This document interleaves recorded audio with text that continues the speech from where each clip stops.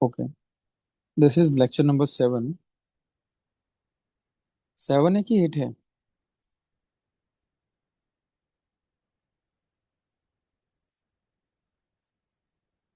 और हमने last lecture में डिस्कस किया था, we had discussed this beam. और इस बीम पे हमने यूडीएल लोड पढ़ा था, जिसका इंटेंसिटी था W kilo newton per metre. और जो लेंथ ऑफ ओवरहैंग था वो हमने क्या लिया था, स्मॉल ए दोनों एंड्स पे।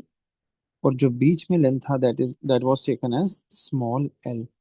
If I talk about the complete L, तो वो कंप्लीट एल एल आपका क्या होगा, capital L.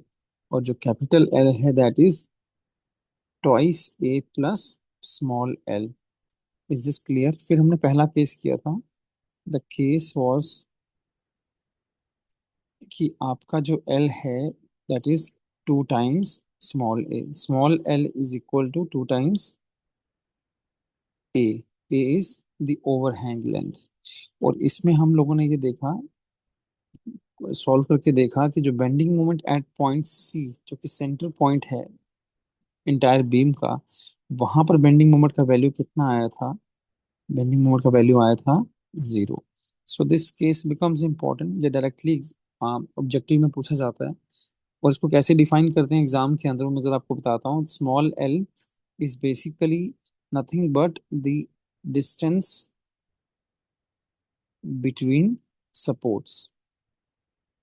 Distance between supports and capital small A is equal to, small A is length of overhang. Length of overhang. और जब ये case follow करेगा, small L is equal to two times A, तो आपका bending moment centre में कितना आता है, 0। इसका मतलब इसका बेंडिंग मोमेंट डायग्राम कैसा बना है था? फिर हमने ये डिस्कस किया था कि बेंडिंग डायग्राम बताता हूँ कैसा था। ये डिस्कस किया था कि ये, क्योंकि आप लेफ्ट पोर्शन देखिए, ये वाला, ये ओवरहैंग पोर्शन है, राइट वाला भी ओवरहैंग पोर्शन है। तो हमने ये बात करी थी कि जो ओवरहैंग पोर्शंस होते हैं वो किसकी तरह बिहेव करते हैं, कैंटिलीवर की तरह बिहेव करते हैं। वहां पर आपका डिफ्लेक्टेड शेप क्या आता है, डिफ्लेक्टेड शेप हॉगिंग आता है। अब इस ओवरहैंग लोड के कारण, ये जो मैं ग्रीन से मार्क कर रहा हूँ, इस ओवरहैंग लोड के कारण मैक्सिमम बेंडिंग मोमेंट कहाँ बनेगा, कहाँ बनेगा, पॉइंट ए पे। ठीक है, इसके कारण कहाँ बनेगा मैक्सिमम मूवमेंट, पॉइंट ए पे। मगर सिर्फ सिर्फ शेडेड पोर्शन की बात कर रहा हूँ, मतलब यहाँ से लेके यहाँ तक की बात कर रहा हूँ। और उसी तरह से यहाँ से लेके यहाँ तक, पॉइंट बी तक, कहाँ मैक्सिमम मूवमेंट बनेगा, पॉइंट बी पे। तभी आपने देखा था कि ये डायग्राम जब, this is point A, this is point B, तो ये डायग्राम किस तरह से बना था, इस तरह से। और यहाँ से कैसा बना था, इस तरह से। तो ये डायग्राम क्या शो कर रहा है, ये डायग्राम शो कर रहा है कि यहाँ बेंडिंग मोमेंट कितना है, 0, क्योंकि फ्री एंड है। और मैक्सिमम यहाँ कितना था, सेंट्रल डेंसिटी, सॉरी सेंट्रल नहीं, सपोर्ट पे कितना था, W A² बाई 2। वो कैसे? क्योंकि ये लोड W था, कितने पे अप्लाइड था, load W was applied over A। ठीक है, तो W इंटू ए का टोटल लोड बन गया। और टोटल लोड कहाँ एक्ट हो गया, इसके CG पे। तो CG पे डिस्टेंस कितना दूर था, A/2। That is Y WA total load into A/2। तो आपका मैक्सिमम हॉगिंग मोमेंट कितना बनता है इस बीम में, WA² बाई 2। तो ये क्वेश्चन बन जाएगा एक, this is what maximum hogging moment. तो क्या एक्सप्रेशन लिख पाएंगे, ढूंढ पाएंगे एक्सप्रेशन ऑब्जेक्टिव क्वेश्चन के अंदर? ठीक है, अब इस पे एक्सप्रेशन भी पूछ सकता है और इसको न्यूमेरिकल फॉर्म में भी पूछ सकता है। Will discuss some questions on this. ठीक है, बोथ वेज पूछता है। और हमने सेंटर सी पे बेंडिंग मोमेंट का वैल्यू क्या बना दिया है, 0। तो 0 बना दिया है, तो उसका कैसे आएगा कर्व, ऐसा।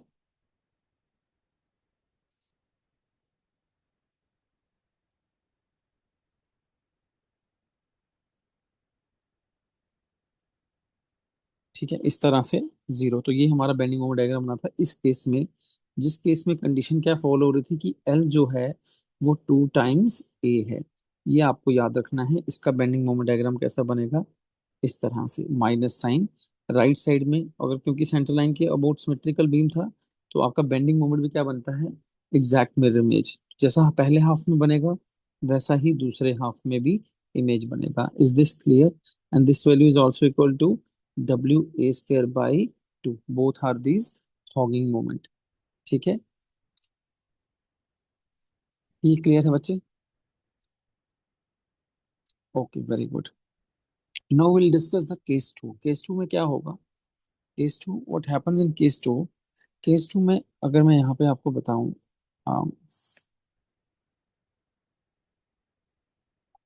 Yes, this is the overhang length A on the left side, this is the overhang length B, A on the right side। अब नेक्स्ट केस जो हम पढ़ने वाले हैं उसके अंदर आपका, मैं यहाँ लिखता हूँ केस टू। केस टू में क्या होगा? L is greater than twice A. L is greater than twice A, इसका मतलब क्या है? ये जो L है, अब इसका लेंथ ज्यादा है, ठीक है, as compare to overhangs. As compare to overhang, इसका मतलब ये है। तो कैसे बनेगा इसका diagram?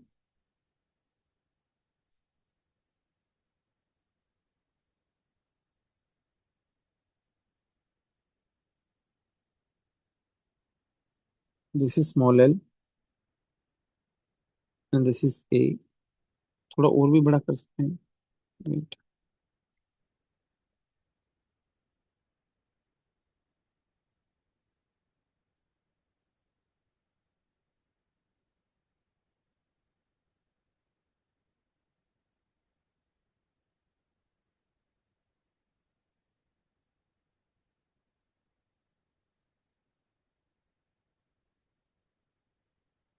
This is L and this is A and this is also A. Mind it, ये जो केसेस हैं इसमें आपको इक्वल ओवरहैंग्स मिलेंगी। ओवरहैंग्स की वैल्यू क्या मिलेंगी? इक्वल मिलेंगी। उसी पे क्वेश्चन बनते हैं, ठीक है। और इस पर हम क्या लगा देंगे? यूडीएल। और लोडिंग भी क्या रहेगा? यूडीएल रहेगा। यूडीएल है W kilo newton per metre का। अब इस बार क्या चेंज है? What is the change in this? ठीक है। अब थोड़ा सा हम बिहेवियर स्टडी करेंगे बीम का, कि बीम कैसे, बीम के अंदर पॉजिटिव बेंडिंग मोड का इंट्रोडक्शन कैसे हो रहा है। देखिए, जो आपका ये जो सपोर्ट है A and this support is B, अब इसके बीच का स्पैन बढ़ गया है। इसके बीच का स्पैन बढ़ गया है, इसके बीच की जो लेंथ है, जो डिस्टेंस है, वो बढ़ गया है। उससे क्या होगा? देखिए, ये आपका सेंट्रल बीम है। If you compare this beam, like, अगर ये आपका सिंपली सपोर्टेड बीम है और आपका यूडीएल होता, तो आपका बीच में नेट बेंडिंग मोमेंट क्या आता है? आपका सैगिंग आता है। आपका डिफ्लेक्टेड शेप क्या आता है? नेट आपका सैगिंग आता है। Is this clear? बट यहाँ पर क्या हो रहा है कि हमारे पास दोनों साइड पे एक्स्ट्रा ओवरहैंग्स हैं, एंड दैट ओवरहैंग्स आर, वो क्या इंट्रोड्यूस कर रहे हैं? That are introducing hogging moment, ठीक है। These overhangs are introducing the hogging moments. तो उसमें क्या हो रहा है? आपका बीम में हॉगिंग मोमेंट भी आ रहा है और सैगिंग मोमेंट भी आ रहा है। अब बीम पर नेट हॉगिंग रहेगा या सैगिंग रहेगा, वो केसेस हम लोग डिस्कस करेंगे। This is case two. अब क्योंकि बीच का लेंथ बढ़ गया, बीच का लेंथ बढ़ गया ना, this length is increase, that means the sagging is increase. क्योंकि आपका जो सेंटर स्पैन है, what does it create? It creates sagging. And जो आपका ओवरहैंग स्पैन है, व्हाट डज इट क्रिएट? वो क्या क्रिएट करता है? हॉगिंग। अब मुझे बताएं, कौन डोमिनेट करेगा, सैगिंग की हॉगिंग? डोमिनेट करेगा सेंटर पोर्शन में सैगिंग। इसी वजह से for the first time you will see कि इसका बेंडिंग मोमेंट जो डायग्राम बनेगा, वो किस तरह से बनेगा। लेट्स से,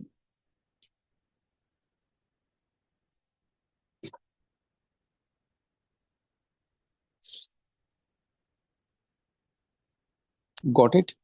अब आपको सेंटर में क्या दिखा? Positive sign. पिछले केस में क्या दिख रहा था यहाँ पे सेंटर में? You are getting zero value. आपका नेगेटिव साइड पे ही बेंडिंग मोमेंट था सारा। Is this clear? इस केस में क्योंकि बीच वाला लेंथ बड़ा है, दैट लेंथ इज इंक्रीज्ड, तो अब आपको क्या दिख रहा है? सैगिंग मोमेंट दिख रहा है। और हॉगिंग मोमेंट तो दिखना ही है। वो किसके कारण है? ये जो स्पैन है और लोड है, उसके कारण हॉगिंग मोमेंट है। उसका वैल्यू कितना है? स्पैन तो उतना ही रहा ना, ए, तो वैल्यू उतना ही रहेगा, W A square by to. और इसका वैल्यू भी कितना रहेगा? W A square by to. इस केस में भी, इस केस में जो मैक्सिमम हॉगिंग मोमेंट डेवलप हुआ है वो ये हुआ है। वो तो आपका लोड इंटू डिस्टेंस जितना भी होगा वो आप मल्टीप्लाई कर दोगे तो आपको आंसर मिल जाएगा, W A square by two करके। This is the maximum hogging bending moment. This is the maximum hogging bending moment. अब नेट कितना बचा हमारे पास सेंटर में? सेंटर में अब जीरो नहीं है, सेंटर में पॉजिटिव साइड चला गया, सैगिंग की साइड चला गया, because of the, because the L is increase, the distance between the supports is increase. Understood और नॉट? अब जो ये वैल्यू होता है सेंटर पे, अब basically you can see this figure. ये देखिए, अगर मैं इस फिगर की बात करूं, ये जो ऑर्डिनेट है फिगर का, दिस ऑर्डिनेट, दिस ऑर्डिनेट, जब आप सिंपली सपोर्टेड बीम में पढ़ते हैं, लेफ्ट साइड पे देखेंगे, सिंपली सपोर्टेड बीम में पढ़ते हैं, तो यहाँ पे मैक्सिमम बेंडिंग मोमेंट कितना होता है? W L square by eight. Is it or not? W L square by eight याद है आप लोगों को? यस। तो W L square by eight होता है, तो this value is W L square by eight. और उस पे हमने सुपर इम्पोज कर दिया, उसके ऊपर हमने सुपर इम्पोज कर दिया किसको? नेगेटिव बेंडिंग मोमेंट को। ठीक है, वो किसके कारण आया है? वो आया है डब्ल्यू, वो ओवरहैंग के कारण आया है। वो कितना है? What is that value? W A square by to.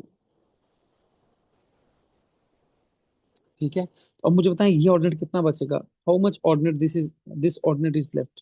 क्या आप इसको कर सकते हैं? ऐसा लिख सकते हैं, W L square by eight minus W A square by two. Can I write this? हाँ, ये नेट, आपका नेट सेंटर में कितना आ रहा है, वी कैन राइट दिस। ठीक है, फर्दर क्या लिख सकते हैं? फर्दर लिख सकते हैं, इसमें कॉमन क्या निकालेंगे? इसमें डब्ल्यू बाई एट कॉमन निकाल लो। डब्ल्यू बाई एट कॉमन बच गया, निकाल लिया, तो अंदर क्या बचा? एल स्क्वायर माइनस, यहाँ क्या लिखूं? डब्ल्यू बाई एट है, क्या लिखे अंदर? मल्टीप्लाई किससे करूं? लिखो कमेंट में, अंदर क्या लिखूं एल स्क्वायर के आगे? L square minus, very good, four A square. तो क्या मैं ये कह सकता हूँ, what is this value? This is bending moment at centre. ठीक है, जिसका वैल्यू कितना आएगा? W by eight L square minus four A square. अब ये expression you will remember directly. ठीक है, और किस केस में है ये? उस केस में है जिसमें बीम आपका क्या है? With double overhang beam, the beam is double overhang, and load कौन सा है? लोड है with UDL on it's overall span. So this formula you are going to remember. Very easy formula, इसमें कुछ मुश्किल नहीं है। ठीक है, maximum hogging moment, maximum sagging moment W L L square by eight minus W A square by two. Very easy. ठीक है, अब ये जो फॉर्मूला है, इस पे डायरेक्टली क्वेश्चन बन जाते हैं एग्जाम के अंदर। आई विल टेल किस तरह से क्वेश्चन पूछा हुआ है। इसको फिलहाल नोट करेंगे आप, कोई डाउट है तो पूछेंगे।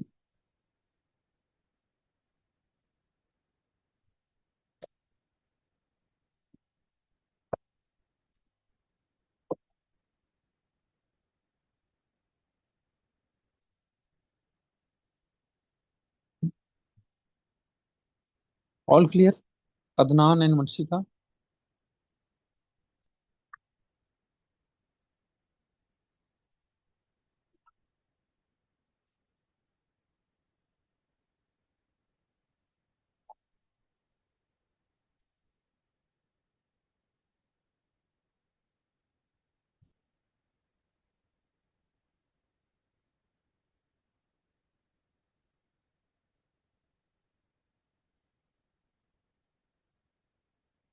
You got clear? You everything got clear ना, कि ये हमने कैसे लिखा? बिकॉज हमने बीम को दो हिस्से में कर लिया है, एक हमने सेंट्रल पोर्शन बना लिया बीम का, और एक दो ओवरहैंग बना लिया। उन दोनों के जो बेंडिंग मोमेंट डायग्राम थे उनको सुपर इम्पोज कर दिया, तो नेट डायग्राम आपका ये आ गया। ठीक है, इस केस में नेट डायग्राम आपका क्या आया? इस केस में नेट डायग्राम आपका क्या आया? ये आया। Is this clear? तो कैसे हमने सुपर इम्पोज किया? हमने बीम में दो तरह के डायग्राम इसको ब्रेक कर लिया इस तरह से। ठीक है, और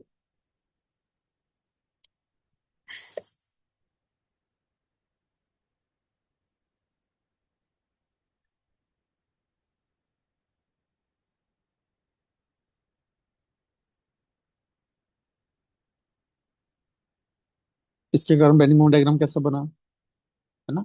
आपका कैसा बना? ऐसा। और इसके कारण कैसा बना? ऐसा।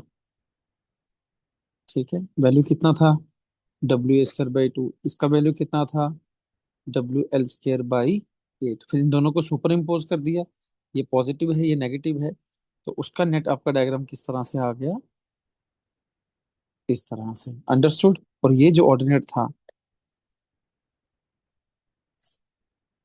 This ordinate, what it comes out to be, WL² by 8 minus WA² by 2। और जिसका एंड में हमने जो फॉर्मूला याद किया है, that is W/8 small l² minus 4 times small a²। This is the bending moment at centre. या मैं इसे ये भी बोल सकता हूँ कि मैक्सिमम सैगिंग बेंडिंग मोमेंट। इस केस में मैक्सिमम सैगिंग बेंडिंग मोमेंट कितना होगा, दिस इज द वैल्यू। अगर मैं पूछूं maximum hogging bending moment, what is the value, that is WA² by 2। Understood.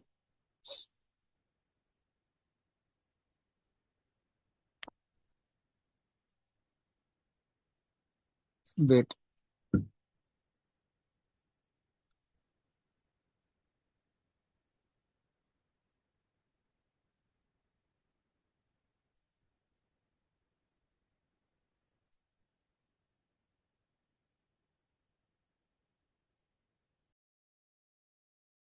Just hold for a second, ठीक है।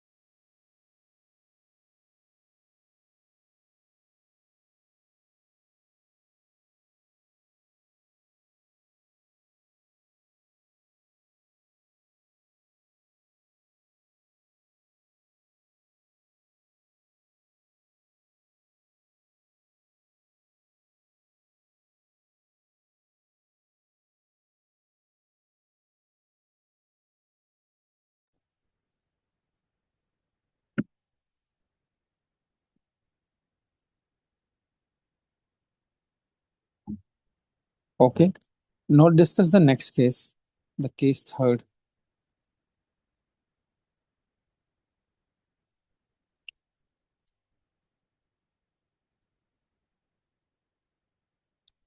What happens in case third, your L becomes less than 2 times A। अब क्या होगा, now जो आपका support के अंदर का लेंथ है, that is small l, that वो कम हो गया है किससे, 2 गुना ओवरहैंग, ओवरहैंग की लेंथ से। L is less than 2 times A। Equal overhangs है, माइंड इट, कि ओवरहैंग्स आपके इक्वल हैं। और लोडिंग कैसा है, यूडीएल। इस केस के लिए लोडिंग आपका जरूरी है कि यूडीएल हो, ठीक है। अब इसमें कैसा होगा, देखिए जब पिछले केस में एल की वैल्यू लंबी थी तो आपका सैगिंग बेंडिंग मोमेंट प्रिडोमिनेट कर गया था सेंटर वाले रीजन में, ठीक है। इस केस में ऐसा नहीं हो पाएगा क्योंकि यहाँ पे एल छोटा है, तो वैल्यू हमारी सेंटर पे क्या होती है, WL² बाई 8, वो वैल्यू छोटी आएगी इस बार। तो नेट जो आपका बेंडिंग मोमेंट बनेगा वो आपका हॉगिंग ही रहेगा। तो डायग्राम किस तरह से बनेगा,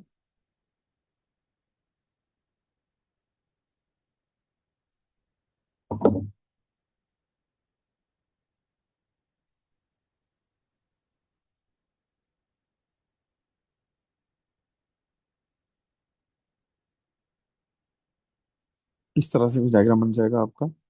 और ये वैल्यू कितना रहेगा सपोर्ट्स पे, WA² बाई 2। और नेट डायग्राम आपका क्या रहेगा, माइनस रहेगा bending moment. Is this clear, ठीक है।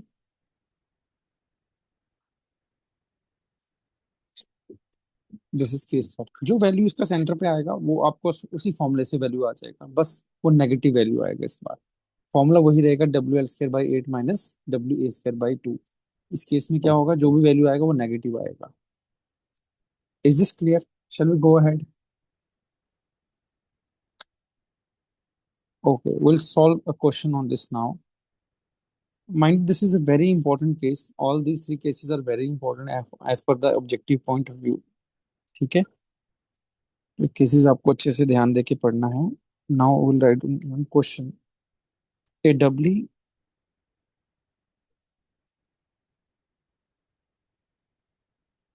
overhang beam with equal overhangs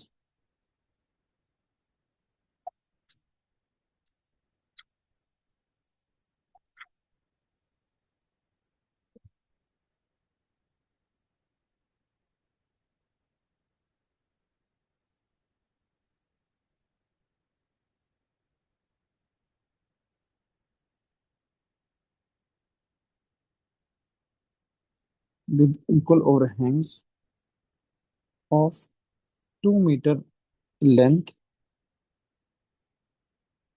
each and distance between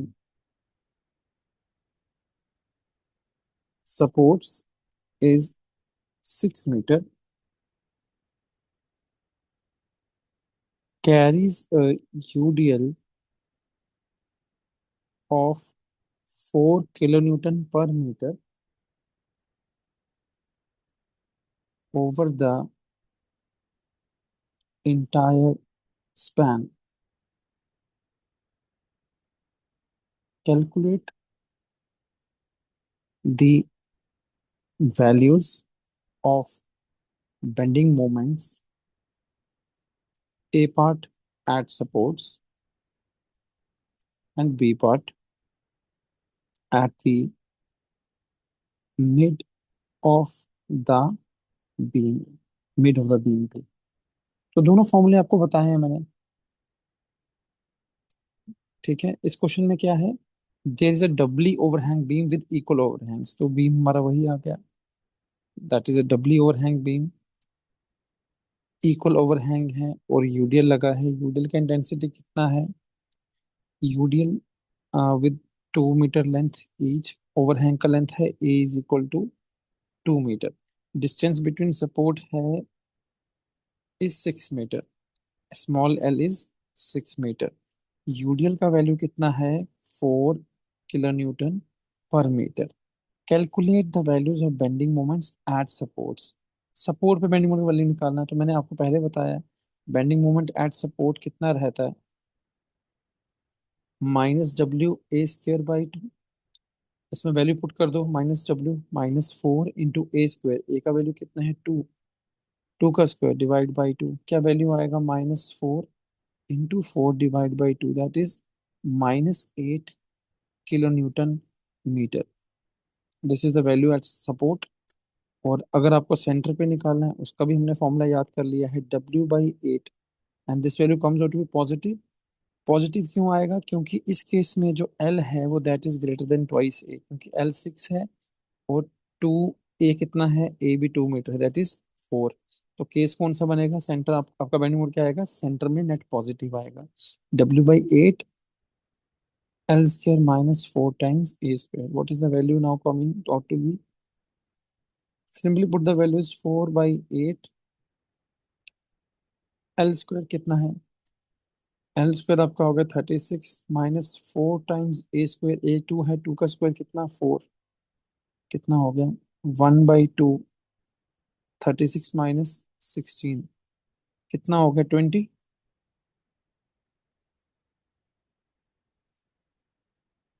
ठीक है, तो 20/2 कितना हो गया 10, तो आंसर कितना आया +10 kilo newton metre. Is this clear, क्या डाउट है इसमें कोई।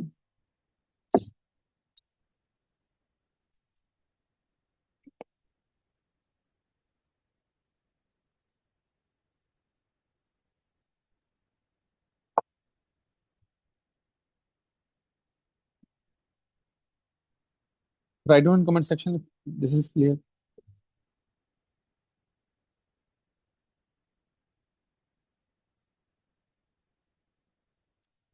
ओके,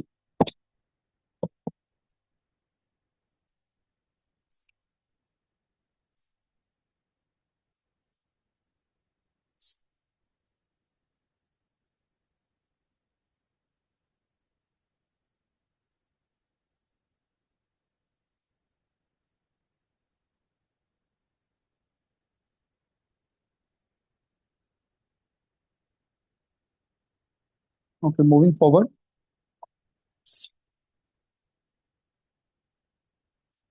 क्या इसका बेंडिंग मोमेंट डायग्राम बना सकते हैं? बिल्कुल।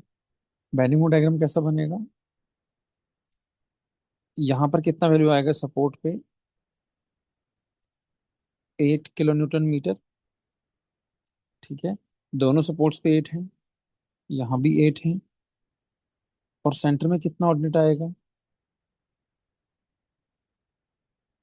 Centre coordinate would be 10 kN metre.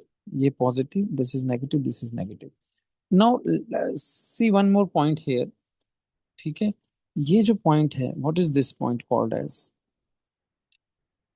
इस पॉइंट पे क्या हो रहा है? Your bending moment is getting changed from the negative to positive. Is this clear?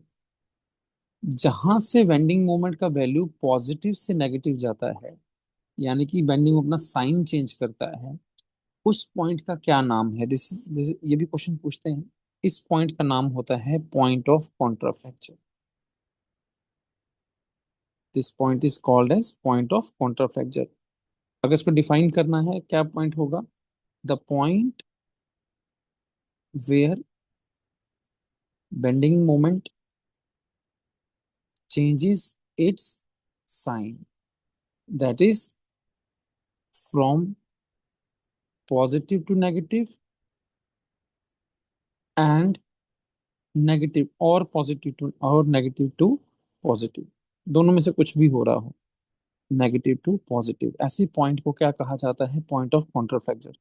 Another very important point, ये पॉइंट हमने कहाँ दिखाया? This point is shown is this point is shown in किसमें? Bending moment diagram. ये bending moment diagram के अंदर ही आपको पॉइंट दिखता है। There is one another point जिसका नाम है, यहाँ पे साथ में नोट्स लेते रहेंगे, this are very important points. ठीक है, there is one another point जिसका नाम है point of inflection. Point of inflection, point of inflection. ठीक है, ये क्या होता है? If I talk about this beam, यहाँ पे बीम दिखिए ऊपर। ठीक, इसका डिफ्लेक्टेड शेप कैसा होगा? देखिए, ये आपका लेफ्ट से मैं शुरू करता हूँ। तो पहले वाला ये जो पोर्शन है, दिस पोर्शन, ये क्या ओवरहैंग पोर्शन है? ओवरहैंग पोर्शन में क्या हो? हॉगिंग होगा। राइट वाला जो पोर्शन है, दैट इज ऑल्सो ओवरहैंग, वहां पे भी क्या होगा? हॉगिंग होगा। सेंटर में कहीं बीम पर क्या होना? सैगिंग होने की कोशिश होनी है। ठीक है, कैसे आपका नेट आएगा? अगर ये एल केस यही फॉलो हो रहा है, एल ग्रेटर देन 2a। ठीक है, तो कैसा बनेगा deflected shape? This is the deflected shape, कुछ ऐसा। वेट,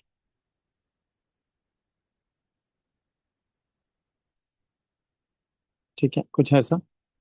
और यहां से भी कुछ ऐसा।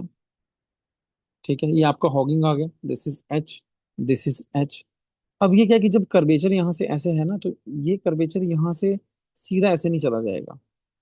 Understand? This won't go like this. ठीक, तो ये थोड़ा सा कर्वेचर सपोर्ट के आगे तक मेंटेन रहता है, बिकॉज वो कंटिन्यूटी आ रही है पीछे से। ठीक है, ऐसा। और यहाँ से ऐसा। फिर अगर सैग होगा तो वो आपका इस तरह से होगा। Is this clear? तो this is the point where where क्या हुआ, व्हाट इज हैपनिंग बेंड। वो हमने बात की बेंडिंग मोमेंट डायग्राम के अंदर। This thing is negative to positive is in the bending moment diagram. ये आपका डायग्राम कौन सा है? This is deflected shape diagram. Deflected shape diagram के अंदर क्या हो रहा है? पॉजिटिव से नेगेटिव नहीं जा रहा है। डिफ्लेक्टेड शेप डायग्राम में हो रहा है हॉगिंग से sagging, and again from sagging to hogging, sagging to hogging. तो पॉइंट ऑफ इन्फ्लेक्शन, ये दो पॉइंट्स आपको क्या मिलेंगे? व्हाट दीज आर दो both point known as point of inflection. तो पॉइंट ऑफ इन्फ्लेक्शन कहाँ शो किया जाता है? पॉइंट ऑफ इन्फ्लेक्शन शो किया जाता है डिफ्लेक्टेड शेप डायग्राम में। पॉइंट ऑफ कॉन्ट्राफ्लेक्चर कहाँ शो किया जाता है? That is shown in the bending moment diagram. This is the difference. ठीक है, होते ये कॉरस्पॉन्डिंग ही है। जो डिस्टेंस इसका सपोर्ट से होगा इस पॉइंट का, तो अगर ये सपोर्ट आपकी मार्क हो रही है, यहीं पे आपका बेंडिंग मोमेंट है हॉगिंग, तो ये भी इतना ही सपोर्ट होगा। This is distance x, this is distance also x. ये पॉइंट कॉरस्पॉन्डिंग ही होते हैं। Is this clear? These points are corresponding points but shown in different diagrams. तो point of inflection में मैं क्या लिख सकता हूँ? Point of inflection is the point where where deflected shape diffracted shape changes its curvature. Where deflected shape changes its curvature. Understood? Where deflected shape changes its curvature. It is shown in deflected shape diagram, not in bending moment diagram. Deflected shape diagram. I think that thing अभी आपको चीजें clear होगी. Point of inflection will be shown in reflective shape diagram and point of counterfracture will be shown in bending moment diagram. इसको note कर लीजिए.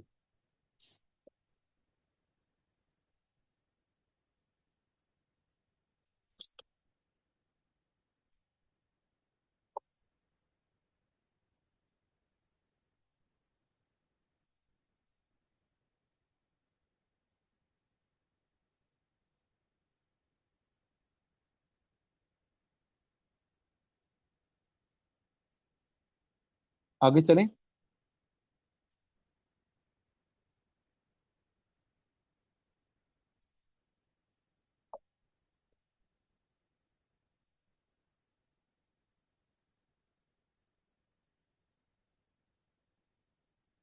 Done.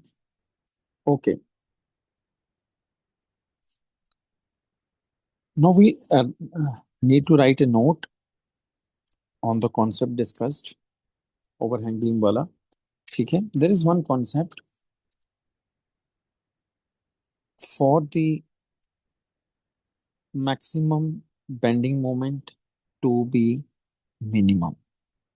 ये भी questions में डायरेक्टली लाइन पूछते हैं इस केस में. ठीक है. केस क्या है आपका? बेंडिंग मोमेंट डायग्राम कैसा बन रहा है इस केस में? कुछ ऐसा. ये आपका क्या है? Negative moment W A square by two. What is this? This is the net positive moment at the centre. What is the value? W by eight L square minus four times A square. This is the case. ठीक है. अभी मैं units में बात करता हूँ कि let us से this is 8 units and this is 9 units. मतलब 9 किलोमीटर मीटर है, वो 8 किलोमीटर मीटर है. 9 की बजाय आप 10 ले लीजिए just for understanding purpose. This comes out to be 10 kilo newton metre. ठीक है. अब इसमें बीम के लिए मैक्सिमम बेंडिंग मोमेंट, जिसके लिए मैक्सिमम बेंडिंग मोमेंट क्या रिपोर्ट करोगे? What would you report eight maximum bending moment? Comment में लिखिए. अगर मैं आपसे पूछता हूँ इस बीम में मैक्सिमम बेंडिंग मोमेंट क्या है, तो आप क्या रिपोर्ट करोगे?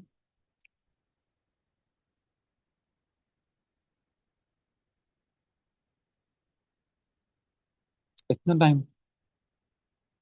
Obviously you will say 10. Right. आप बोलोगे सर 10. 10 है मैक्सिमम बेंडिंग मोमेंट. अब इसका जो हम डिजाइन करेंगे 10 बेंडिंग मोमेंट के हिसाब से डिजाइन करेंगे. ठीक है. आप बेंडिंग मोमेंट का वैल्यू देखो पूरी बीम पे वेरी करता है. मैक्सिमम कितना है उस पर डिपेंड करता है. मानो अब मैं चेंज कर देता सिनेरियो.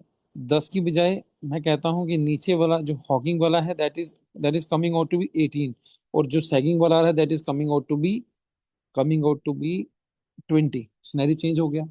अगेन आपका मैक्सिमम मोमेंट कितना आया? 20 आया. कल को ऐसा ऐसा भी हो सकता है नीचे 20 हो ऊपर 16 हो. ठीक है. आपकी जो डिजाइनिंग होगी वो किसके अकॉर्डिंग होगी? Your designing would be bending moment maximum के अकॉर्डिंग, कि बेंडिंग मोमेंट मैक्सिमम कितना है. अंडरस्टूड? ठीक है. अब इस लाइन को समझो. ये लाइन क्या कहना चाहता है? For the maximum bending moment to be minimum. ये कहता है बीम पर बेंडिंग मोमेंट तो मैक्सिमम की वैल्यू आएगी, पर हम चाहते हैं कि वो मिनिमम पॉसिबल बने. वो कैसे बन सकती है? वो कैसे बन सकती है? हमारे हाथ में है ना यहाँ पे, क्योंकि हम जब यहाँ पे बीम डिजाइन कर रहे हैं तो हम ओवरहैंग की लेंथ भी देखेंगे कि ओवरहैंग की लेंथ कैसे रखें, कितनी कितना ओवरहैंग का लेंथ रखें, और कितना डिस्टेंस बिटवीन द सपोर्ट रखें, ताकि जो मैक्सिमम बेंडिंग मोमेंट आए वो मिनिमम पॉसिबल आए. वो कैसे हो सकता है? वो ऐसे हो सकता है कि जब ये दोनों बेंडिंग मोमेंट का वैल्यू आपस में बराबर हो. है तो एडजस्टमेंट है ना ए और एल की. आप इस तरह से एडजस्ट कर दो ओवरहैंग को कि दोनों वैल्यूज बराबर आ जाएं। तो दोनों वैल्यूज बराबर आने से क्या हुआ, अब 20 की 20 घटकर 18 आ गया, 16 बढ़कर 18 हो गया।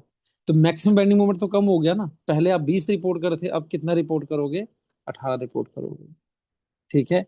ऐसा कब होगा, ऐसा तब होगा when your maximum hogging bending moment comes equal to maximum sagging bending moment. बहुत ही आसान शब्दों में मैंने समझाने की कोशिश की है, अगर समझ आया तो यस बोलेंगे।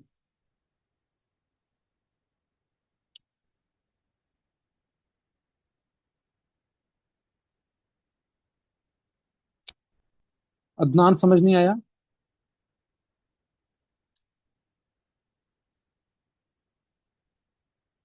Okay, Adnan is saying repeat करें, ओके। अदनान देखिए, दो, अभी आपके पास कोई भी बीम हो, ठीक है, उस पे दो तरह के बेंडिंग मोमेंट एग्जिस्ट कर रहे हैं। इस टिपिकल बीम, इस पर्टिकुलर बीम के अंदर आपका एक बेंडिंग मोमेंट आ रहा है हॉगिंग, और दूसरा आ रहा है सैगिंग। ठीक है, this is your sagging bending moment and this is your hugging bending moment. ठीक है। लेट से आपका जो सैगिंग हॉगिंग बेंडिंग मोमेंट आया है वो आया है 16 किलो न्यूटन मीटर, और जो नेट सैगिंग बेंडिंग मोमेंट आया है that comes out to be 20 kilo newton metre. अभी आपसे अगर पूछें, आपने बीम डिजाइन करना है ना, अगर आपसे पूछें कि बीम को डिजाइन करना है किस मोमेंट पे डिजाइन करोगे, you will definitely design for 20 kilo newton metre. 20 kilometre metre के हिसाब से उसमें सरिया डाल देंगे, सेक्शन डिसाइड कर देंगे, क्योंकि सेक्शन चेंज नहीं कर सकते हैं हम। अगर एक बार रेक्टेंगल बना दिए तो प्रिज्मेटिक बीम की ओर ही हम चलते हैं, है ना, कि पूरा हम प्रिज्मेटिक बीम बनाए, मतलब पूरा ही सेक्शन सेम रखें। बीइंग ए डिजाइनर उसी यूनिफॉर्मिटी रहती है। जो सरिया आप सेंटर में डालते हो बीम के, if this is a beam that's से, तो जो सरिया आपका ए एस टी होता है, this is your A S T. ठीक है, अगर मैं इसको क्रॉस सेक्शन में देखूंगा तो ए एस टी शायद आपको ऐसा दिख रहा हो, क्या बोलते हैं, area of steel in tension, AST. ठीक है। तो ये जो सरिया सेंटर पे डिजाइन होता है सिंपली सपोर्टेड बीम के केस में, जो सेंटर पे डिजाइन होता है, क्यों, क्योंकि यहाँ पे बेंडिंग मोमेंट क्या होता है, मैक्सिमम होता है। ठीक है।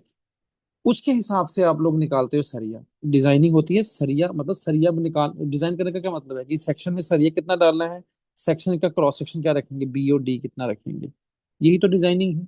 तो आप जो भी सरिया निकाल रहे हो वो किसके हिसाब से निकाल रहे हो, बेंडिंग मोमेंट के हिसाब से निकाल रहे हो कि बीम ने कितना बेंडिंग मोमेंट रेजिस्ट करना है।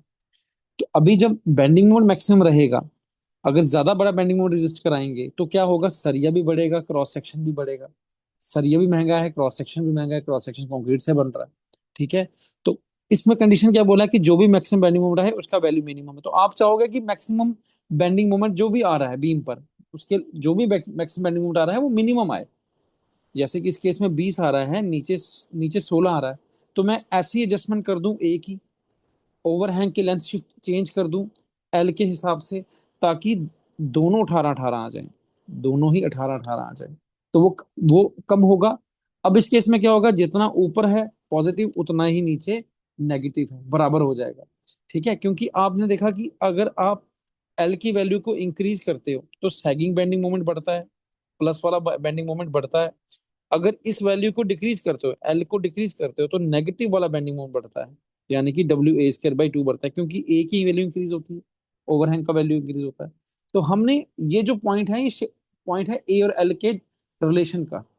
ठीक है, किससे बेंडिंग मोमेंट का वैल्यू कम आएगा। ठीक है, अब आपने क्या हो गया, for this to happen, for the maximum bending moment max minimum बने, उसके लिए क्या जरूरी है कि जो मैक्सिमम हॉगिंग मोमेंट है that should be the equal to the maximum sagging moment. अब हॉगिंग मोमेंट कितना है, W A square by two is equal to W by eight L square minus four A square. Just look at this, ये W W cancel हो गया, this is four, क्या हो गया, four A square is equal to L square minus four A square, L square is equal to eight A square. A का value क्या आया, L square by eight, L square by eight, तो A का value क्या हो गया, L by two root two. देखो आपको वैल्यू मिल गया कि अगर आप ए का value L by two root two रखो, इफ यू कीप एक, ये जो ए है और दिस इज एल, अगर इसका वैल्यू रखो L/2√2, तो आपका जो बेंडिंग मोमेंट का डायग्राम बनेगा, उसका जो नेगेटिव बेंडिंग मोमेंट जितना बनेगा WA²/2, और ये पॉजिटिव बनेगा, आपस में बराबर बन जाएंगे। तो आपका जो मैक्सिमम बेंडिंग मोमेंट है वो कंट्रोल हो गया, वो लोअर साइड पे आ गया। क्या ये क्लियर है अदनान अब?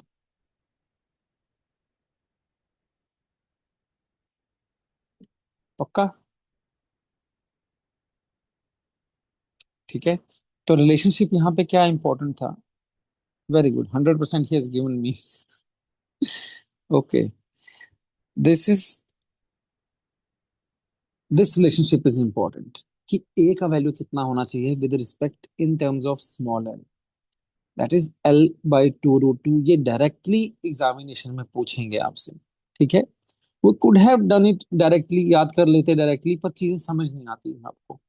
ठीक है,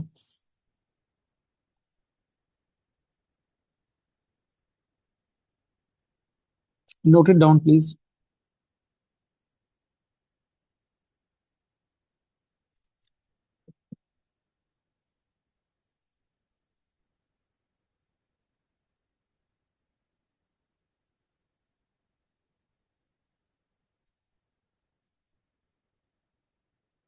शैल वी मूव फर्दर? नोटेड।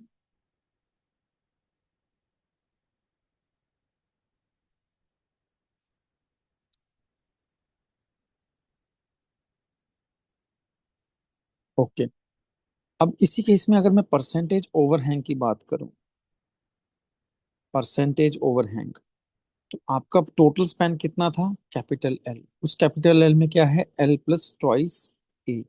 तो परसेंटेज ओवरहैंग बनाना है, तो ओवरहैंग की परसेंटेज निकाल रहे हो। परसेंटेज किस पे लिखती निकलती है? एब्सोल्यूट पे। तो A/L इंटू 100, है ना? कंडीशन वही रखनी है, for maximum bending moment to be minimum possible. तो A/L, तो L की जगह क्या देख सकते हैं? L+2/A into 100। अब L की वैल्यू पुट कर सकते हैं यहाँ पे। L की वैल्यू क्या है? A = L/2√2। L का वैल्यू क्या बनेगा? 2√2A+2/A into 100।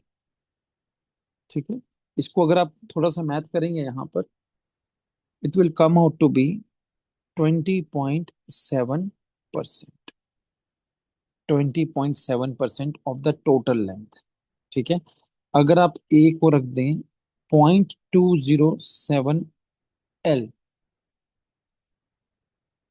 ठीक है, तो आपका कंडीशन सेटिस्फाई हो जाएगा, आपका बेंडिंग मैक्सिमम जो है that comes out to be minimum possible. उस केस में आपका हॉगिंग और सैगिंग बेंडिंग मोमेंट क्या रहेगा? वैल्यू सेम रहेगा। I hope it is clear now.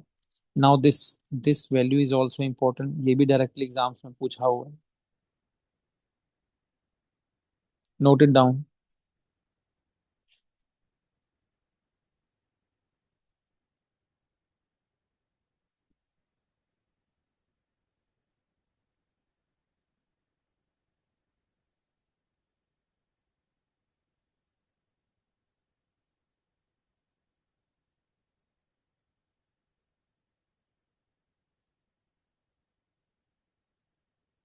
Done. Okay, let us quickly revise this topic.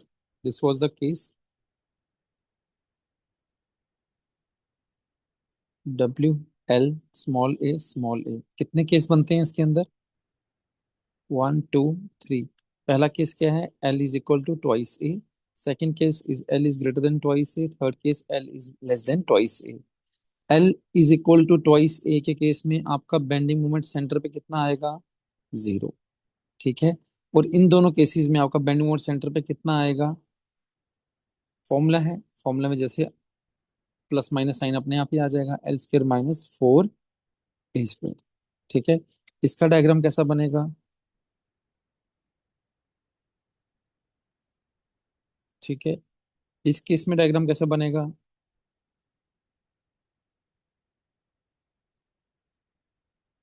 ऐसा। और इस केस में ठीक है, क्लियर हो गया। Minus plus minus minus minus minus. Maximum hogging bending moment कितना रहता है? ये ऑर्डिनेट तीनों केसेस में ही एक जैसा आएगा, W² by 2।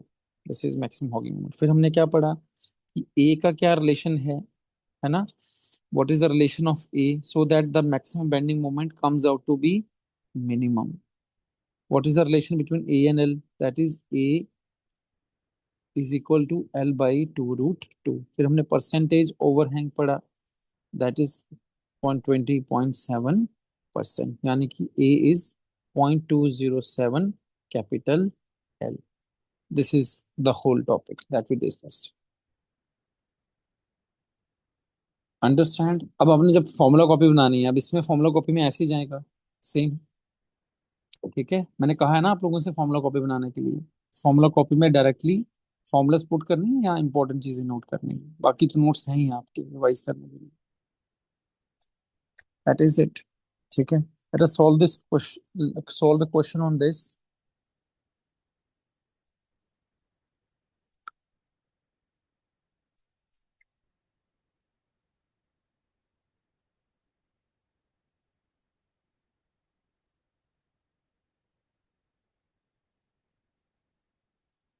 Point of contraflexion we have discuss, this is question from SSC JEE.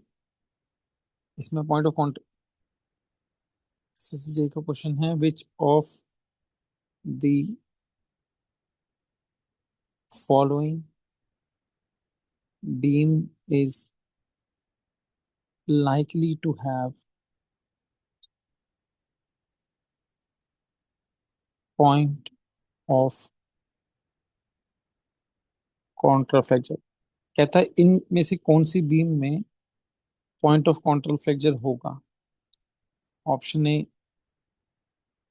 Cantilever, simply supported beam SSB, beam with overhang and none of the above. क्या आंसर होगा बच्चे, बताओ।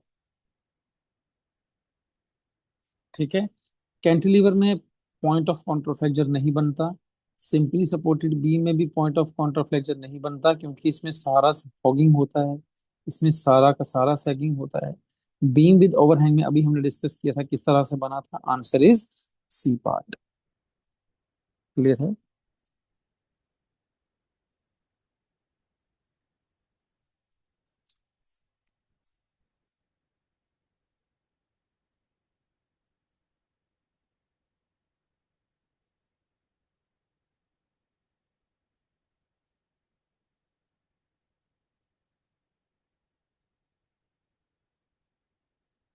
This is another question from SSC JEE।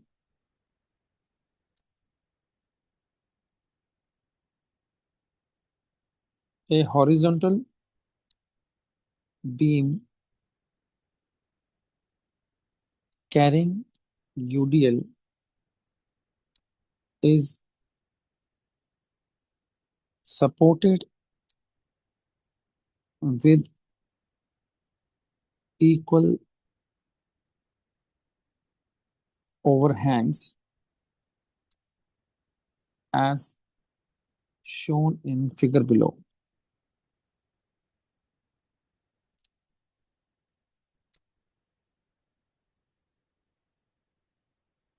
The resultant bending moment at the center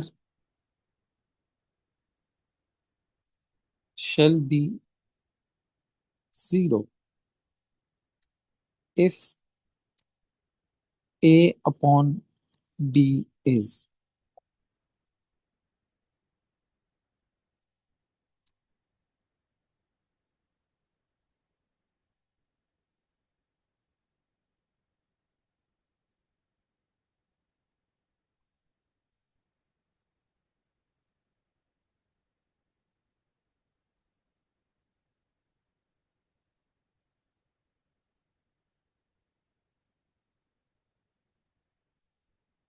Options are A 0.75, B 0.667, C 0.50 and D 0.33।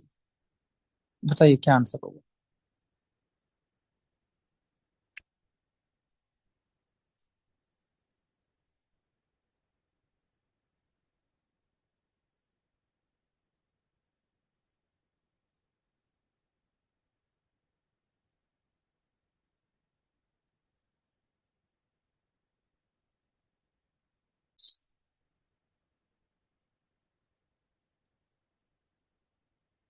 Answer is C part. किस तरह से?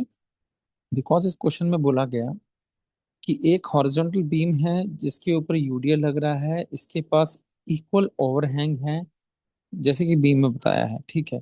The resultant bending moment at the centre shall be zero. तो हमने discuss किया case पहला ही। पहले case में क्या होता था, जब आपका L इज ट्वाइस ए, इस केस में L का वैल्यू क्या दिया है, B। B is equal to twice A, ठीक है। तो अब आपका बेंडिंग मोमेंट एट सेंटर क्या होगा, जीरो। तो A बाई बी रेशो पूछा, क्या आएगा, A/B। तो 1/2, 2 नीचे चला जाएगा, that comes out to be 0.5। That is very simple question. Again simple is because we have discussed this already, ठीक है। Done.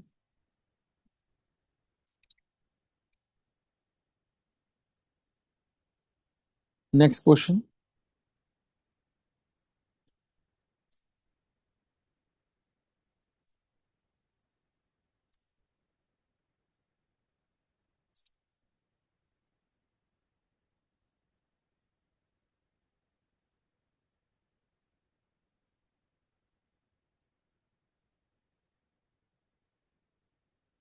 This is again from SSC JE. To ensure, मैं इस चीज आपको पढ़ा चुका हूँ, आप इसको देखते ही बता दोगे, बट मैं आपसे ये डिस्कस करना चाहता हूँ कि क्वेश्चन की लैंग्वेज कैसी है एग्जाम के अंदर, ठीक है। क्वेश्चन की लैंग्वेज पे ध्यान देंगे। We have topic we have already discussed. To ensure that the hogging bending moment at 2 points of suspension of a pile of length L equals the sagging moment at the center.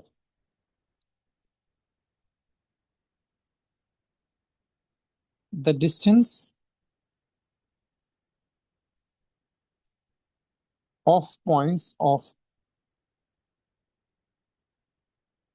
suspension from either end is option A 0.107 L, option B 0.207 L, option C 0.307 L, and option D 0.407 L। क्या answer रहेगा? Answer is,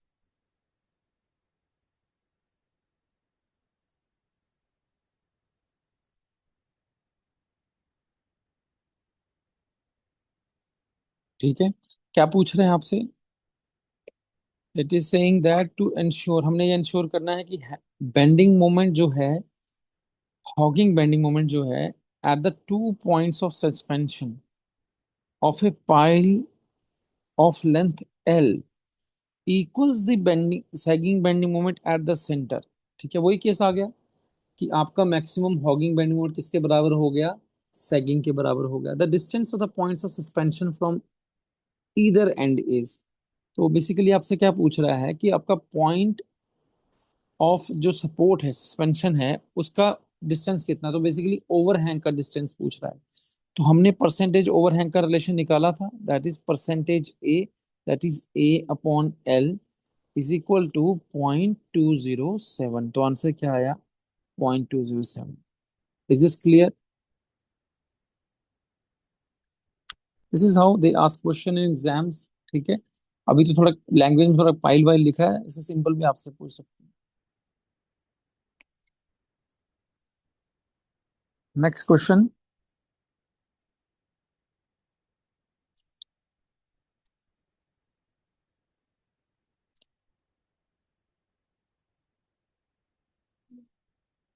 for the beam having a UDL load of W per unit length as shown in figure, the maximum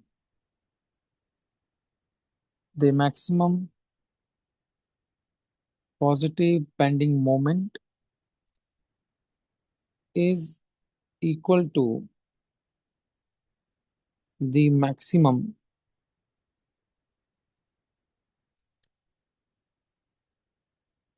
negative bending moment. The value of L1 to L for this condition,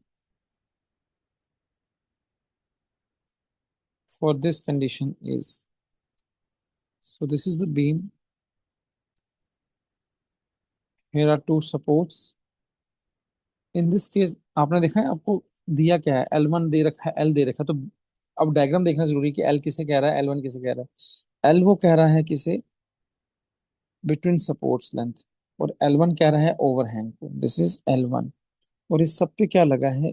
एक UDL लगा है जिसका intensity है W kilonewton पर metre. तो आपसे क्या पूछा है कि L1 टू L का वैल्यू क्या है? L1 टू L का वैल्यू क्या है? कंडीशन क्या है? For the beam having UDL of W per unit length as shown in figure, the maximum bending moment is equal to the maximum sagging bending moment। ठीक है, तो basically आपसे वो ए कौन सा रिलेशन पूछ रहा है? ए बाई स्मॉल एल का रिलेशन पूछ रहा है इस बार। ठीक है, देखेंगे ऑप्शन क्या क्या है। Option A is 0.207 L। वैसे ही ऑप्शन एग्जिस्ट नहीं कर रहा वहां पर। ठीक है, वहां पे ऑप्शन जैसे मैं वैसे लिखा हूँ। ये मैंने इसलिए लिखा क्योंकि ये प्रीवियस क्वेश्चन का आंसर था, तो you can be confused. 1/√2, √2, C, 1/2, D, 1/2 √2। क्या आंसर होगा?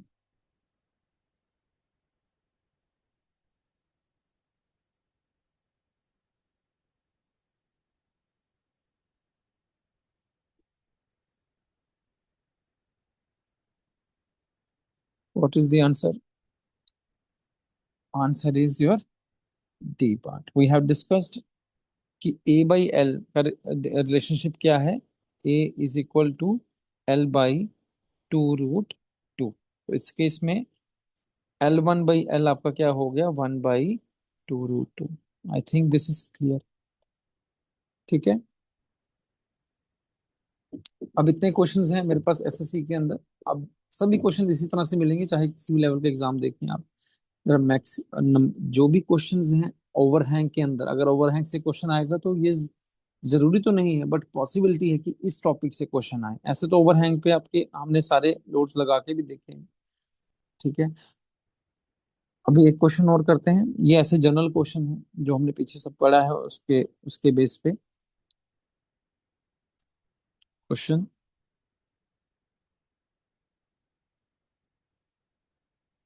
A cantilever beam of span L carries a clockwise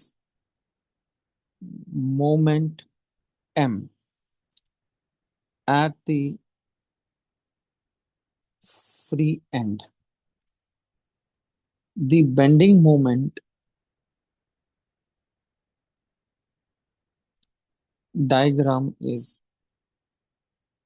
bending moment diagram is option A, rectangle with a constant bending moment equal to m. Option B, triangle with zero bending moment at support and bending moment equal to m at free end. C, triangle with zero bending moment at free end and bending moment equal to m by L at the support. And D, a rectangle with a constant bending moment constant bending moment equal to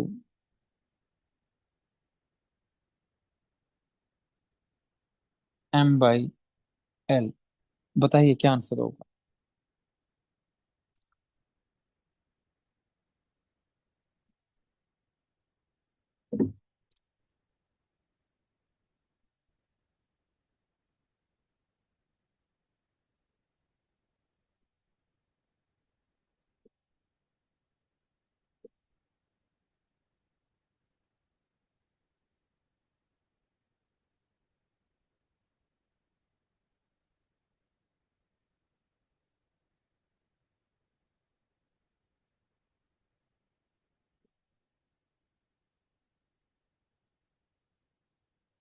ठीक है, answer is A. How, there is a cantilever beam of span L.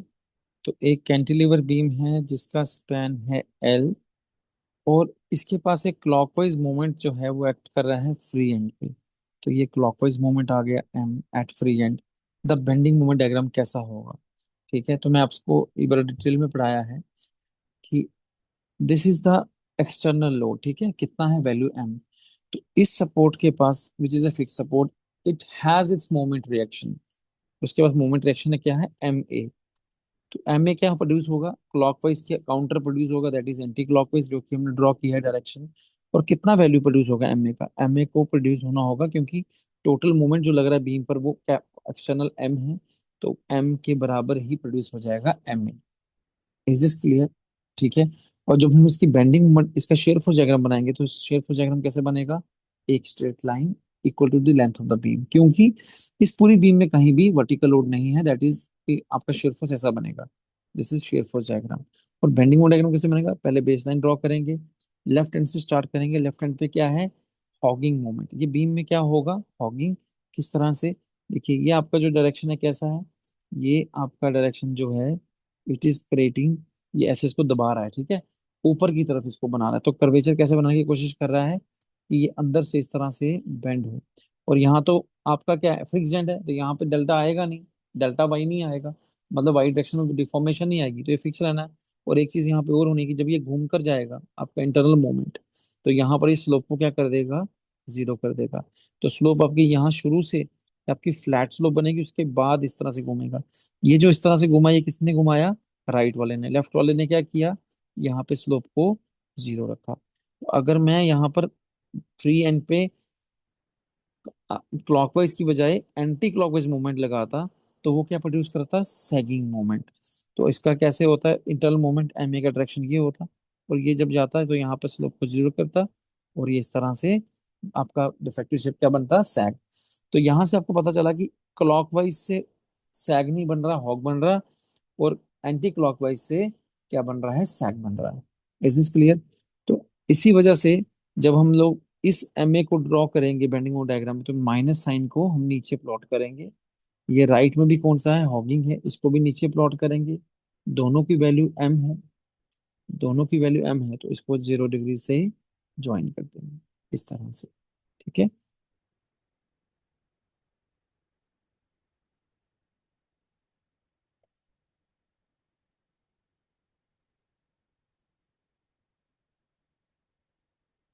Done. और बीच में sign क्या आएगा, minus. तो option में कहाँ है ये, rectangle with a constant bending moment equal to M. Answer is A. ठीक है।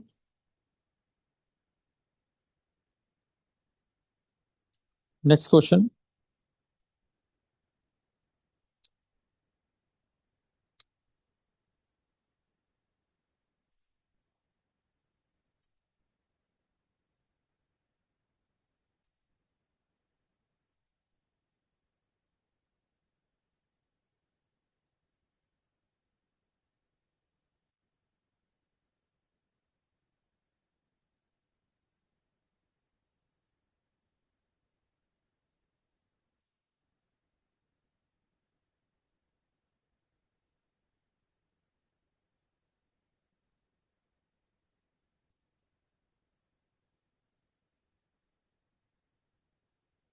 A lever is supported on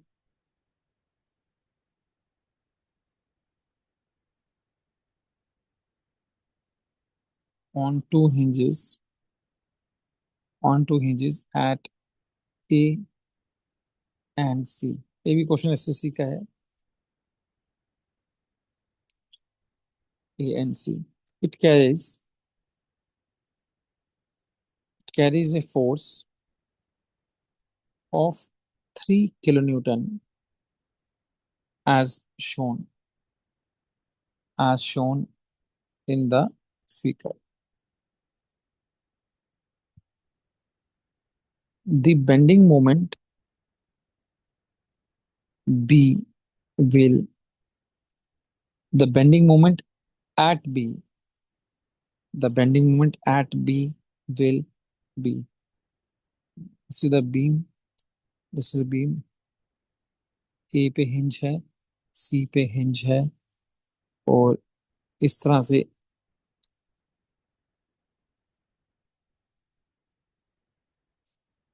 load की प्लेसमेंट 3 किलो न्यूटन।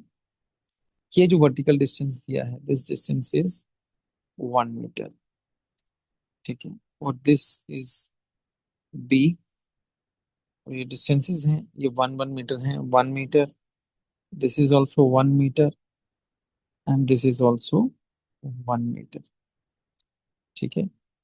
और बेंडिंग मोमेंट कहाँ पूछ रहा है, बी पॉइंट पर। बी पॉइंट पर बेंडिंग मोमेंट पूछ रहा है, और वैल्यू है 3 kilo newton metre. B is 2 kilo newton metre. C is 1 kilo newton metre, and D is none of the above. जरा निकालिए, कैन यू कैलकुलेट।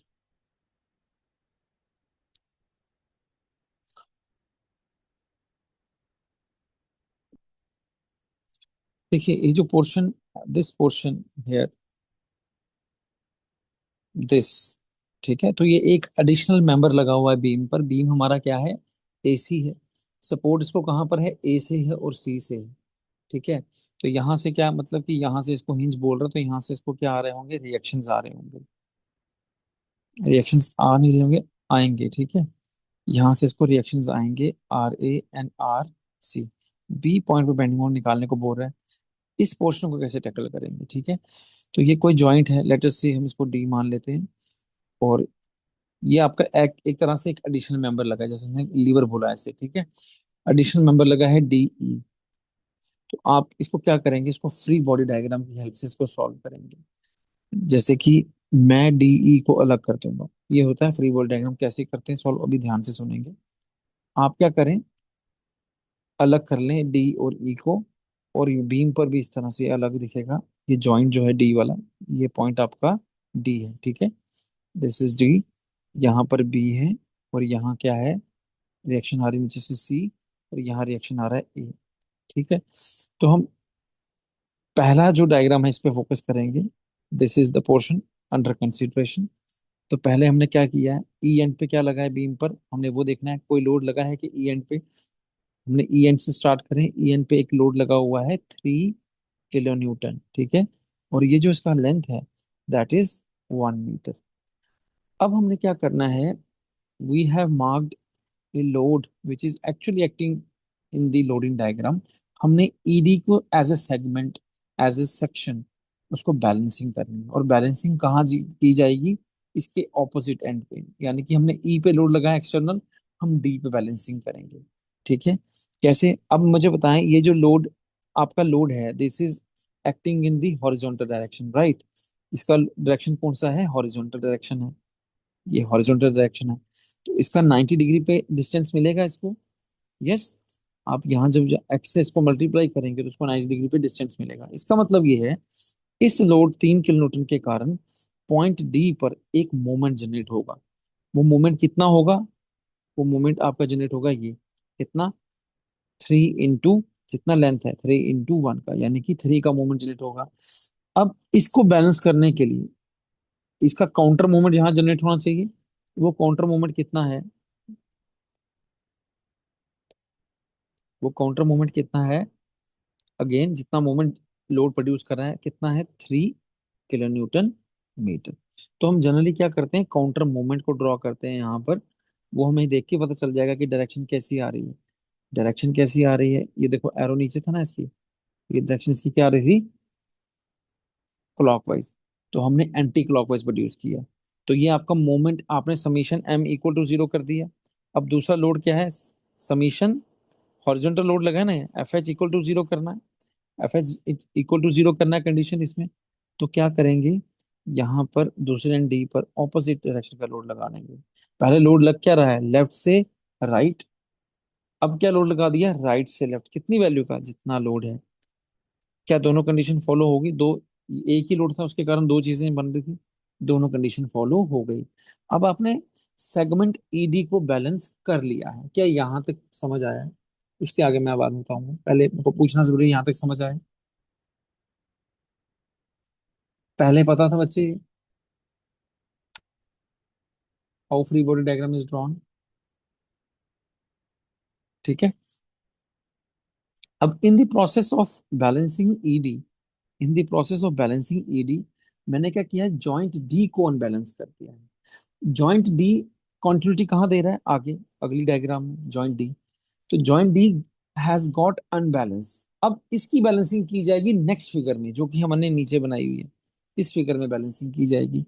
तो उसके ऑपोजिट लोड लगाने हैं जो कि हमने पीछे लगाए हैं ईडी को बैलेंस करने के लिए। अब मुझे बताएं डी पॉइंट पे क्या लोड लगा है, टूवर्ड्स लेफ्ट लोड लगा है। तो डी पॉइंट पे यहाँ क्या लगेगा, टूवर्ड्स राइट लोड लगेगा, इस तरह से, कितना वैल्यू का, 3 किलो न्यूटन मीटर। पर ये जो 3 किलो न्यूटन मीटर है, अब ये एक एक्सियल लोड बन गया, किसके लिए, बीम के लिए। तो बीम जो है मेजरली किस पे सब्जेक्टेड होता है, हम उसको पढ़ते हैं फ्लेक्सुरल लोड के लिए, जो लोड इस तरह से ऊपर से आते हैं। Is this clear. तो यहाँ पर ये लोड क्या बन गया है, एक्सियल लोड बन गया है, मतलब इसकी बेंडिंग मोमेंट में कोई कंट्रीब्यूशन नहीं आएगी। Is this clear. और दूसरा लोड क्या था यहाँ पे, 3 किलो न्यूटन मीटर का एक मोमेंट, कौन सा मोमेंट था, एंटी क्लॉकवाइज। तो यहाँ पे जब लाएंगे, उतारेंगे इसको नीचे, तो कौन सा मोमेंट बनेगा, क्लॉकवाइज, 3 किलो न्यूटन मीटर। क्या ये समझ आया बच्चे, कि हमने किस तरह से मोमेंट को वहां जो पॉइंट डी पर जो फोर्सेस लग रही थी उनको ट्रांसफर किया बीम के अंदर। Is this clear. अब देखिए, अब मेरे पास बीम पर दो लोड्स हैं, एक है 3 किलो न्यूटन का एक्सियल फोर्स और दूसरा है बेंडिंग मोमेंट या external moment 3 kilo newton metre का। मुझे बताएं रिएक्शंस जो डेवलप होंगी हमारी बीम में, वो किसके हिसाब से डेवलप होंगी, किसको देखकर डेवलप होंगी, एक्सियल फोर्स को देखकर या सिर्फ बेंडिंग मोमेंट को देखकर, या दोनों को देखकर, व्हाट यू से।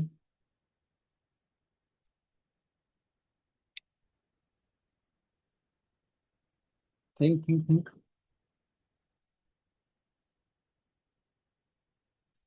यहाँ पे जो रिएक्शंस डेवलप होंगी बच्चे, वो सिर्फ बेंडिंग मोमेंट को देखकर डेवलप होंगी, क्योंकि एक्सियल लोड का कोई लेना देना नहीं है यहाँ पर, ठीक है।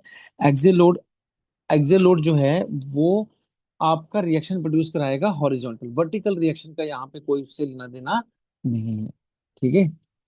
तो जो भी आपका हिंज है, अगर दोनों सपोर्ट में आपको हॉरिजॉन्टल रिएक्शन मिलेंगी, तो दोनों सपोर्ट का रिएक्शन मिलकर 3 किलोमीटर को रोकेगा। पर यहाँ पे पॉइंट ऑफ कंसर्न वो नहीं है। हमारा पॉइंट ऑफ कंसर्न है बेंडिंग मोमेंट वैल्यू बी पे निकालना। तो बेंडिंग मोमेंट कौन क्रिएट करता है? वर्टिकल लोड क्रिएट करता है। हमने पहले बड़े अच्छे से डिस्कस किया है। वर्टिकल लोड आपका बेंडिंग मोमेंट क्रिएट करेगा।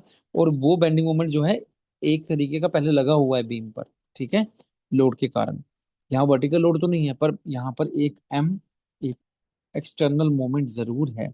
और इस केस में ये external moment, what it is trying to rotate the beam, how it is trying to rotate the beam in a clockwise direction. तो एक्सटर्नल मोमेंट का केस पड़ा था। अगर क्लॉकवाइज मोमेंट एक्सटर्नल एक्ट कर रहा है, तो beam with the help of its own reactions, vertical reactions, will क्या करेगी? इसको काउंटर करेगी। तो काउंटर करने के लिए कौन सा मोमेंट बनाना पड़ेगा?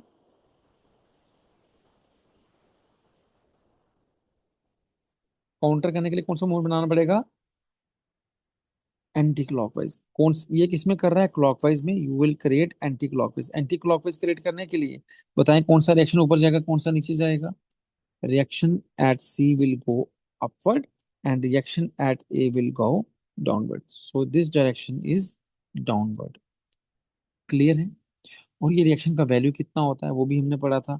ये रिएक्शन का वैल्यू जो होता है, this is, if this is R A, this reaction value is, जो भी मोमेंट लग रहा है डिवाइड बाई एल कर दो। और हमारा डिस्टेंस कितना था पूरे बीम में? 3 मीटर। ये भी 1 मीटर था। This was also 1 metre and this was also 1 metre. पीछे देख सकते हैं, 1 मीटर, 1 मीटर, 1 मीटर, 3 मीटर है। और एम बाई एल कितना हो जाएगा? 3/3, यानी कि 1 किलो न्यूटन। ठीक है। अब क्योंकि मैंने रिएक्शन निकाल ली है 1 किलो न्यूटन की, और ये रिएक्शन डाउनवर्ड है, ये रिएक्शन अपवर्ड है, ठीक है, क्या यहाँ तक क्लियर है? ठीक है। अब मेरा नेक्स्ट स्टेप क्या है? मेरा नेक्स्ट स्टेप है बेंडिंग मोमेंट का वैल्यू निकालना। कहाँ पर? Bending moment value at C. अब देखिए C, bending moment value at B. अगर मैं बी पॉइंट कंसीडर कर रहा हूँ, तो उसके लेफ्ट में, बी पॉइंट के लेफ्ट में, how many loads are there? There is one, this moment acting, and there is one reaction which is going downward. तो instead of finding out from left, I will find out from right, क्योंकि वहां पे सिर्फ एक ही reaction है और उसका value कितना है? 1 किलो न्यूटन। ठीक है, 1 किलो न्यूटन। तो बेंडिंग मोमेंट बी पे निकाल सकते हैं हम लोग R C into 1 metre. Positive sign, क्योंकि यहाँ पर आपका राइट से काम कर रहे हो, तो right anticlockwise is taken as positive, क्योंकि सैगिंग कर्वेचर होता है, ये मैं बता चुका हूँ पहले। और आरसी का वैल्यू कितना है? आरसी का वैल्यू है 1 किलो न्यूटन इंटू 1 मीटर। तो आपका आंसर क्या आ जाएगा? 1 kilo newton metre is the right answer. So answer here is 1 kilo newton metre.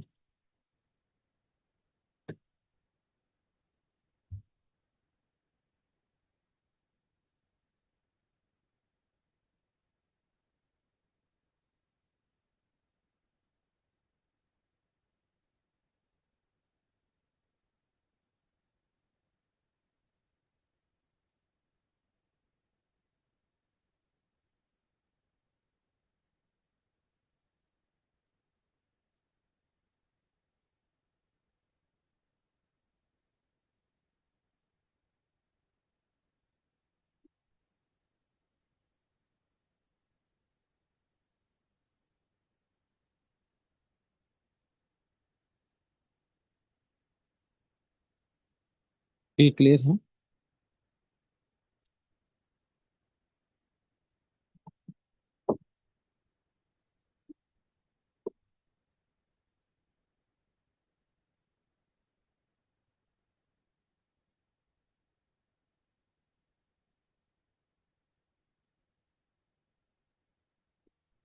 आपके चैट्स मेरे को विजिबल नहीं है, मेरा लैपटॉप ऑफ हो गया जहाँ पे मैं आपकी चैट्स देख रहा था। आप अपना माइक ऑन करके बोल सकते हैं।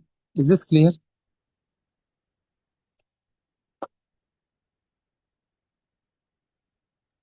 Yes, sir. Okay.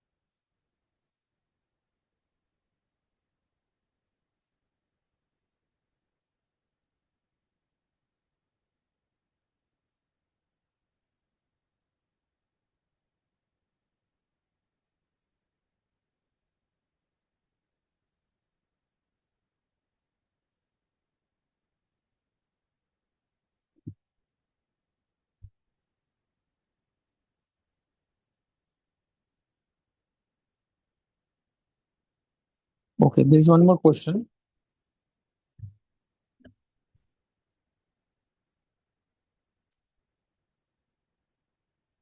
A cantilever beam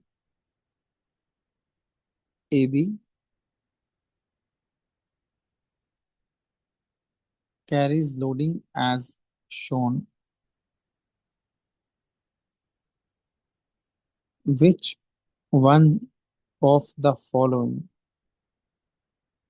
which one of the following is SFD for the beam? तो लोडिंग डायग्राम से हमें क्या बनाना है, एसएफडी बनाना है। कैसा लोडिंग डायग्राम है, let us see. There is a cantilever beam जिसके सेंट्रल पॉइंट सी पर there is load acting equal to 2 kilo newton, और एक मोमेंट एक्ट कर रहा है 4 किलो न्यूटन मीटर का, and this is end A. ठीक है, ये एंड बी आ गया, सी पॉइंट इज सेंटर, और डिस्टेंसेस जो हैं that is 1 metre and 1 metre, 1 metre and 1 metre. ठीक है, ये जो क्वेश्चन है हमारा यूपीएससी का है, UPSC Indian Indian engineering services, engineering service examination कहते हैं। अम, मैंने आपके साथ जो पहले क्वेश्चन डिस्कस किए हैं वो सारे क्वेश्चंस मैंने आपके साथ एसएससी के जितने भी क्वेश्चन हैं 90% क्वेश्चन आपके साथ डिस्कस कर लिए हैं क्लास के अंदर, क्योंकि पिछले चैप्टर में हमने, पिछले लेक्चर में मैंने क्वेश्चन डिस्कस किए थे, आज डिस्कस किए हैं। तो सिमिलर नेचर वाले क्वेश्चन हमने जो हैं वो एक बार डिस्कस करके हम कवर 90% ऑफ द क्वेश्चंस। अब कुछ और एडवांस क्वेश्चंस मैं डिस्कस कर रहा हूँ जिनकी पॉसिबिलिटी है कि कहीं एग्जाम में आ जाएं। ठीक है, और अंडरस्टैंडिंग पर्पज के लिए भी बहुत अच्छे हैं। आपको ये क्वेश्चन देखकर आपको देखना है कि इसका shear फोर्स डायग्राम कैसा बनेगा। This is 2 kilo newton, B part is,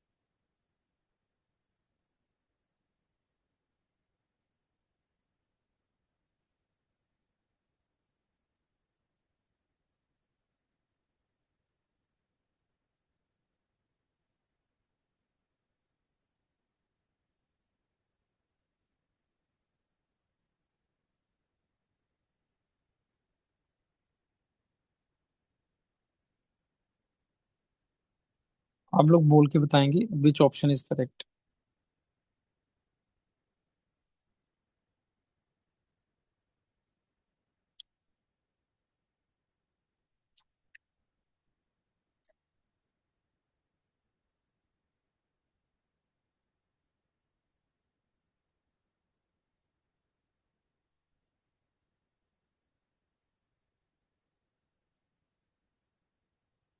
Vaishali, sorry क्या नाम है, वंशिका,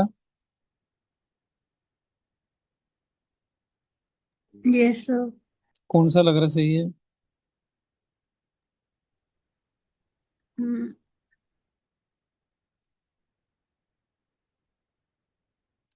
देखिए बहुत आसान है, क्या करना है, आपको देखना है पहले लोड को।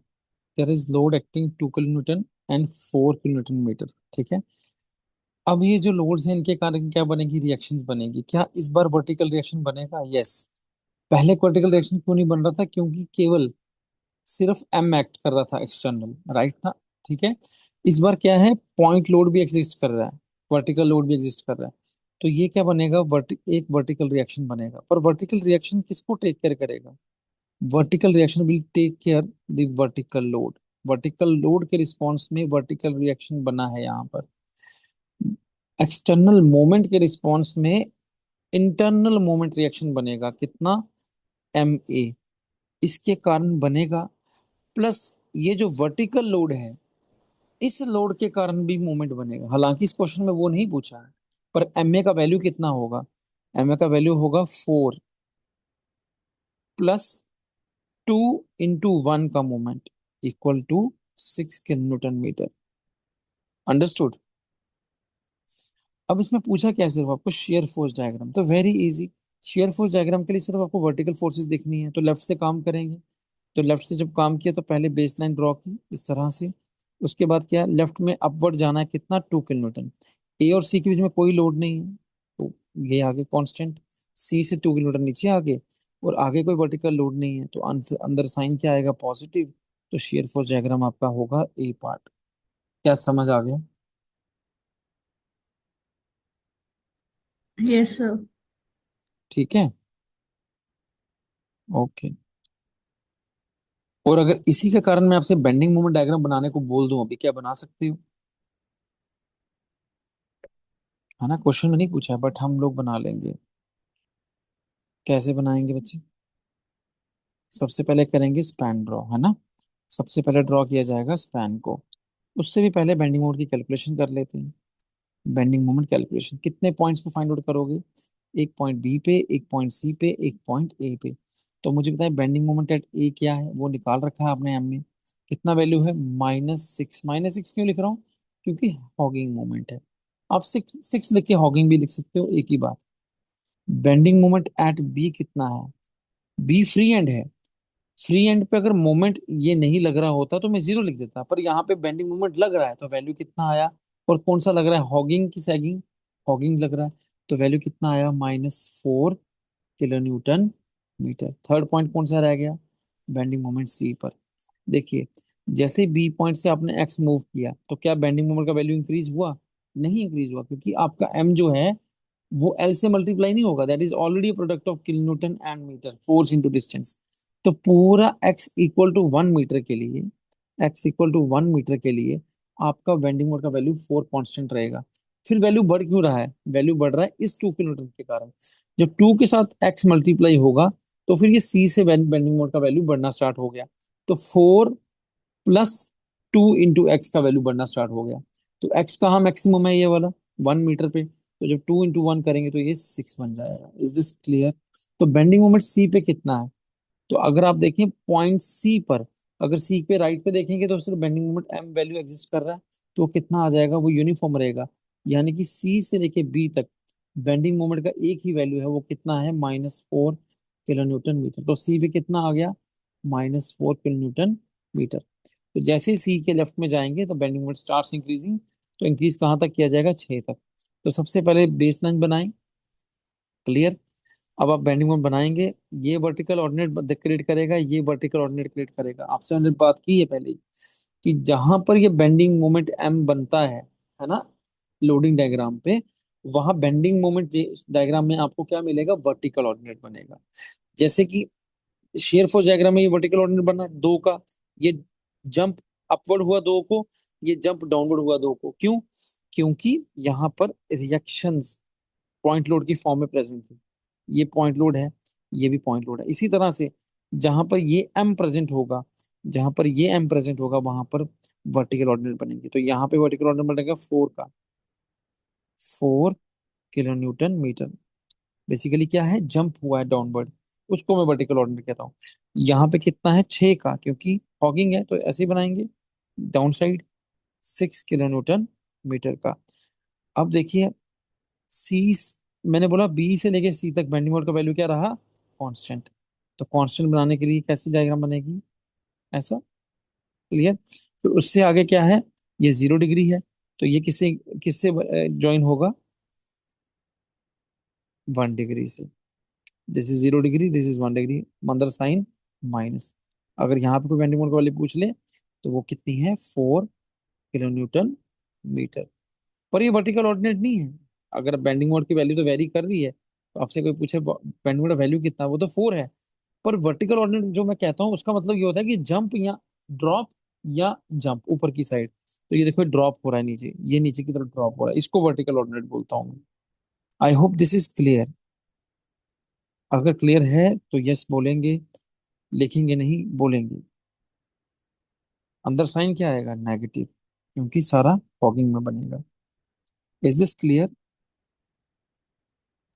Yes sir. Yes, sir. Okay, ठीक है। कल हम लोग डिस्कस करेंगे रिवर्स वाले जो क्वेश्चन आते हैं। आपका बेंडिंग, आपको शेयर फोर्स डायग्राम दिया रहता है, और जो अभी कॉन्सेप्ट हमने यूज किया उसी कॉन्सेप्ट से सारा क्वेश्चन निकल जाता है। शेयर फोर्स डायग्राम से आपको लोडिंग डायग्राम के अंदर बताना होता है क्या होता है, वो हम कल डिस्कस करेंगे। और थोड़े क्वेश्चन डिस्कस करेंगे यूपीएससी के या थोड़े बेसिक लेवल के। And tomorrow will complete this chapter. ठीक है, जैसे कि फॉर एग्जांपल इस केस में क्या है, एक वर्टिकल ऑर्डिनेट ये बन रहा है, एक वर्टिकल ऑर्डिनेट ये बन रहा है, एक वर्टिकल ऑर्डिनेट ये बन रहा है, एक वर्टिकल ऑर्डिनेट ये बन रहा है। अब इनमें से रिस्पॉन्सिबल कौन से जो ऊपर लेके जा रहे हैं? ऊपर लेके जा रहा है ये वाला। ठीक है, फिर क्या हुआ, फिर यहाँ पे ड्रॉप आ गया नीचे, फिर यहाँ से फिर नेगेटिव से पॉजिटिव साइड गया तो ये ऊपर लेके गया, फिर वहां पे जाके ड्रॉप आ गया। तो मतलब मैं तो इजीली कह सकता हूँ कि लोडिंग डायग्राम में जहां जहां वर्टिकल ऑर्डिनेट बन रहा है शेयर फोर्स डायग्राम में, वहां लोडिंग डायग्राम में क्या है, पॉइंट लोड है, यहाँ रिएक्शन है। अब जो नीचे से ऊपर जाती है वो क्या होती है? जनरली रिएक्शंस होती हैं। जो ऊपर से नीचे आते हैं वो जनरली क्या होते हैं? पॉइंट लोड्स होते हैं। तो इस तरह से आप बता सकते हो, अगर ये पॉइंट ए है तो पॉइंट ए पे क्या है? एक अपवर्ड रिएक्शन। ये पॉइंट बी है तो वहां एक डाउनवर्ड लोड है। कितना वैल्यू का है वो देखेंगे, वो जब इसका हम वैल्यू भरेंगे, that will come to know. This is third. C point पे क्या है? Vertical upward reaction. D point पे क्या है? वर्टिकल डाउनवर्ड लोड है। Is this clear? Tomorrow will continue the class, ठीक है, with the topics left and questions. ठीक है, 1 सेकेंड।